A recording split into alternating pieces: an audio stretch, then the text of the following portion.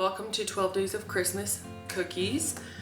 Today we are going to do butter cookies with orange filled with ganache.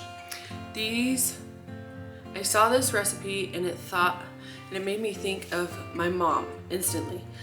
I have no idea if she'll like these cookies, but every Christmas she would get one of those chocolate oranges, and I think that it's going to bring up the memories. The only oranges that I have are pre-sliced oranges from a party that we have, so it's gonna get a little dicey zesting these, but we're gonna do it best that we can. A whole lime or a whole lemon or anything like that, you can hold the orange like this and just pull down like this and twist the microplane, but with this it's not really working out for me that way, so we're just gonna have to kind of do the best that we can. Oh, we just got a spray of orange juice in the eyeball. Awesome. I have to be honest, I do not like using this thing because it scares me to no end. This is how much zest we got from 1.5 oranges. You know, you watch too many murder mystery shows when you think that I was just washing it out and I was like, oh my heavens, if someone was to come in my house, I wish I had this in my hand, because there's no coming away from that. It is way too big for my needs, but I didn't want to wash the other one, so we're going to add, it said powdered sugar, which I've never added powdered sugar to a cookie recipe before.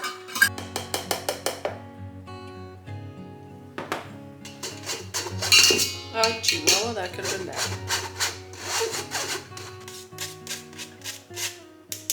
Okay, so we just added the sugar. Now we're gonna add the orange zest.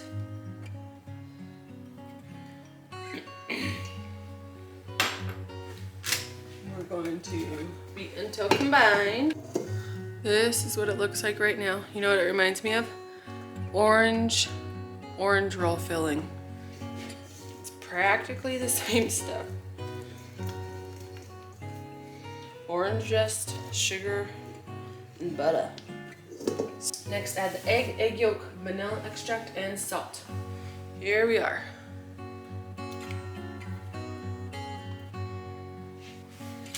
Okay, beat on high until combined. Okay, next we have 2 cups of flour. Okay, it just got all combined, and I can see why I'm going to have to roll this out with a bunch of paper, parchment, because it is soft. They are butter cookies, and butter cookies are normally piped, but these are going to be rolled. So I wonder if I could just pipe them. Anyways, I'm just gonna follow the recipe, do as they say.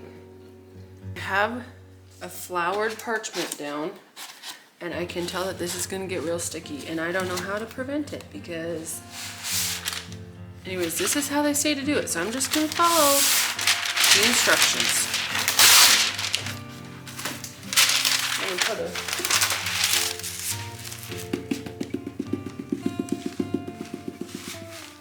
decent amount of flour on the top. We're not just sticking too bad.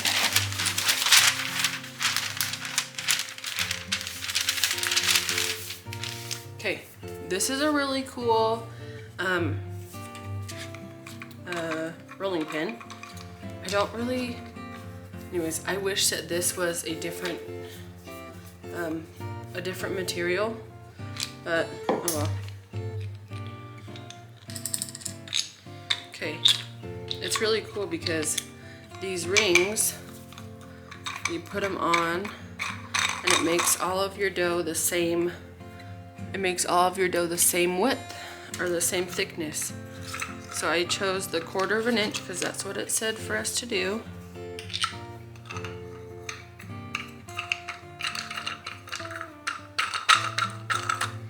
Because these will hit the counter before, and it won't allow the dough to get any thinner. I think I'm gonna have to hold this with my body so that it doesn't.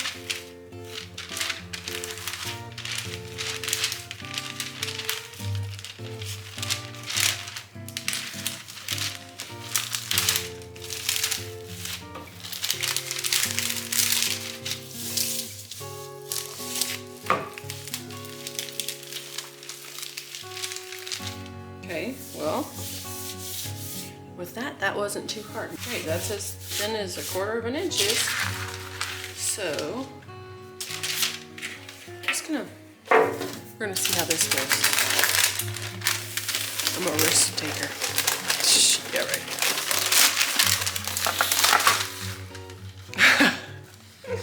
I just flipped a bunch of flour in my face. Okay, not too shabby, except for there is a lot of flour on it.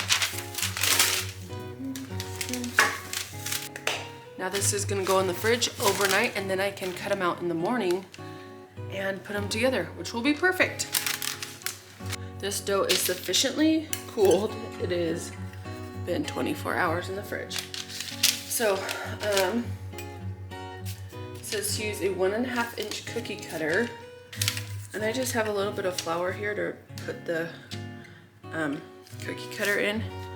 And I'm just going to push them out.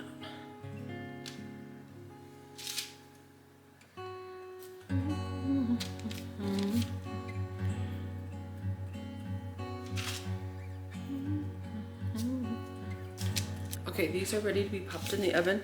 They definitely need to be chilled because otherwise they are very soft. So I'm gonna put my extras in the fridge while these are cooking because they will get too soft before they make it back in the oven. So we're gonna pop these in real quick. For the ganache filling, we need 4 ounces of chopped chocolate. This is not the right knife, but my other one's dirty and I don't want to wash it. So I'm just gonna chop this up just a little bit more. If I wanted to. I'm going to put this in a bowl, and then I'm going to heat up some heavy whipping cream in the microwave in like 30-second intervals. It heats up so fast in the microwave. We don't want it to like boil though. Ooh, these just came out of the oven. I think they're gonna be perfect because I can just see a barely toasted bottoms on them. But I am gonna take them off real quick and get them onto cooling racks. Okay, this heavy whipping cream was starting to bubble in the microwave, so I took it out real quick, and we're just gonna let it sit in here with that chocolate, and it's going to make that nice and melty. Depending on how much whipping cream you add is how thick or thin your ganache is. I'm actually surprised by how much whipping cream this called for. I might end up adding a little bit of chocolate because I like a thicker ganache, but we'll just see where it takes us. I'm gonna let this sit for a minute and just hopefully that gets nice and melty more. Okay, here is the ganache. It's nice and smooth. It does need to cool down before I put it on the cookies because it needs to not spread so much. I'm gonna put it in this piping bag. I have a piping bag inside of a cup, and then I'm going to fill this with the ganache, and I'm actually gonna put it in the fridge for a little bit. Look at how perfect that is. Yum. Okay.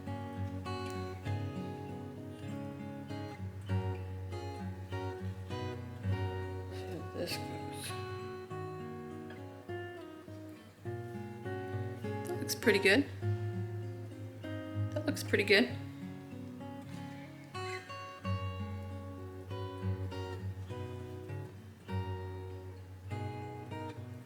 I'm just trying to press it just till it reaches the edge of the cookie. I just can't get over how cute these are. If these aren't the cutest little things, I don't know what is. Let's see. Aren't they so cute? I got distracted on my phone watching things, and I forgot that this was in the fridge.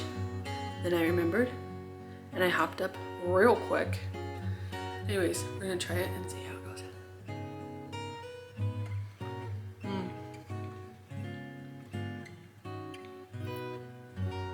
That reminds me of my mom. Christmas oranges right there in one bite. Thanks for sharing your time with me as we do the 12 days of Christmas cookies, and I hope you come back tomorrow.